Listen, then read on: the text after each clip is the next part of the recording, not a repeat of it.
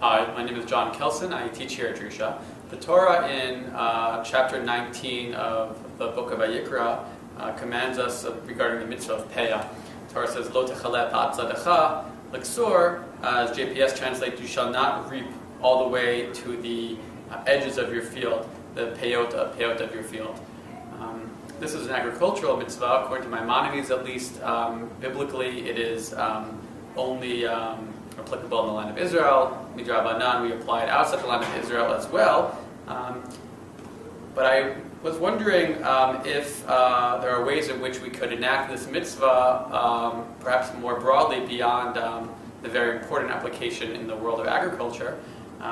Later on in the parsha, we also find the mitzvah of peah, what we call peyot, or peyas on the human, where we're told, Lo takifu pa'at roshechem, you shall not round off the sagot of your head. One wonders if there's a play here between the peah of the field and the peah of the head. Is it to say that just as we can leave over parts of that which we thought was ours regarding the field, so too we embody that by leaving peyot, leaving parts of our body untouched, as if to mark that even our bodies themselves are not entirely ours.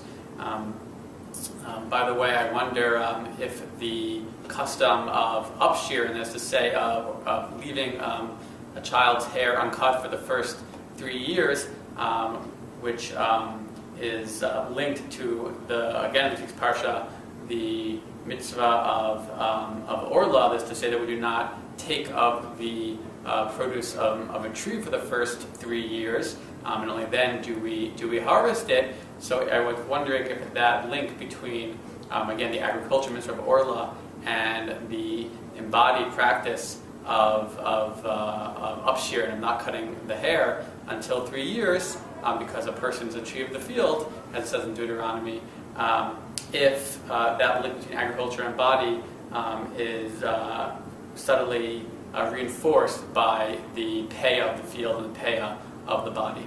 In any event, that's one way in which we can enact peah more broadly. I just wanted to share with you an interesting and yet not very well known halacha we find in the Shulchan Aruch. Actually, this is in Orach Chaim, the laws of breaking bread and of meals. Orach Chaim Siman Kuf Ayin.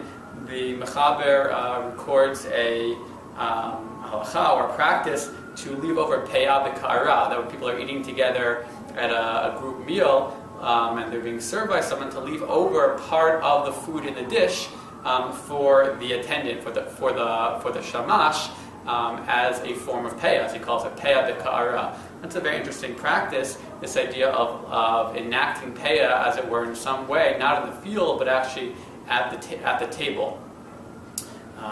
Even on our own plates, without an attendant, there's a practice known as Ta'anit HaRa'avad, the fast of the Ra'avad, which enjoins us to leave over a bit of the food that we eat at every meal, to leave a little bit untouched.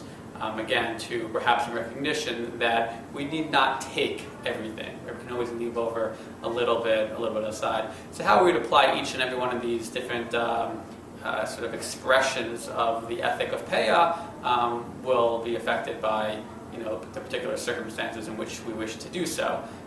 But the overall quest to look for application of peah beyond the field, I think, is a very interesting one.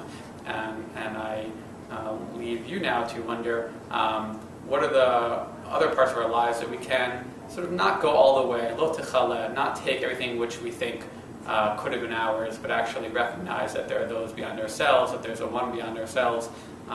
What else can we leave over as we think about Parashat Kedoshim and Acharei Mot this weekend? Shabbat Shalom.